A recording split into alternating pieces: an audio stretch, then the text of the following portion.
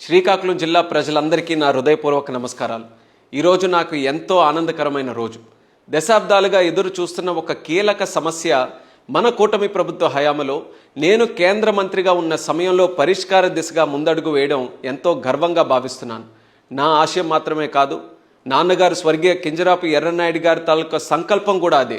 జిల్లాలో సాగునీటి ప్రాజెక్టుల్ని పూర్తి చేసి సిక్కోలుని సస్యశ్యామలంగా చేయాలి.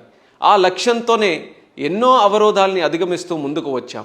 ఆ కృషి ఫలితంగా వంశధార నదిపై నేరేడి బ్యారేజీ నిర్మాణానికి ఉన్న అన్ని ప్రధాన అడ్డంకులు తొలగిపోయాయని మన శ్రీకాకుళం జిల్లా ప్రజలకి, ముఖ్యంగా మన రైతాంగానికి తెలియజేస్తూ నా తాలూకు ఆనందాన్ని కూడా వ్యక్తపరుస్తున్నాను.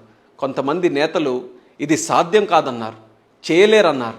కానీ నేను ఈ సున్నితమైన అంశాన్ని ఒక బాధ్యతగా తీసుకొని పార్లమెంట్లో, కేంద్ర మంత్రుల వద్ద, ట్రిబ్యునల్ ముందు, ఒడిశా ముఖ్యమంత్రి గారికి మరియు ఇతర నాయకులతో నిరంతరం చర్చలు జరిపి అందుబాటులో ఉన్న ప్రతి వేదికను కూడా ఈ సమస్య పరిష్కారానికి వినియోగించుకొని ఈ సమస్యకి ఒక పరిష్కార దిశ చూపించే మాధ్యంగా ఈరోజు ముందుకు నడుస్తున్నాం.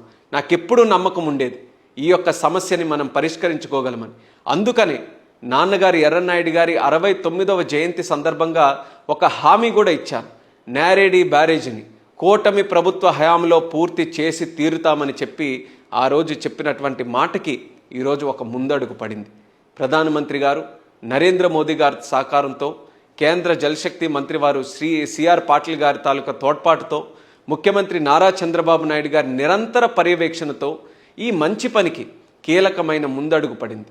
భామిని మండలం నేరేడి వద్ద వంశధార నదిపై బ్యారేజీ నిర్మాణానికి ఉన్న అడ్డంకులు పూర్తిగా తొలగిపోయాయి.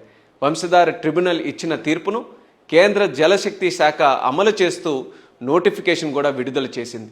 ఇకపై వంశధార నదిలో లభించే 115 టీఎంసీల నీటిలో సగం మనకి, సగం ఒరిస్సాకి 50-50 పద్ధతిలో మనం కూడా దీన్ని వినియోగించుకునే అవకాశం ఈరోజు ఏర్పడింది. ఇదే నేరేడి బ్యారేజీ నిర్మాణానికి మాత్రమే కాకుండా మొత్తం శ్రీకాకుళం జిల్లాను సస్యశ్యామలం చేసే చరిత్రాత్మక ముందడుగని కూడా తెలియజేస్తున్నాను.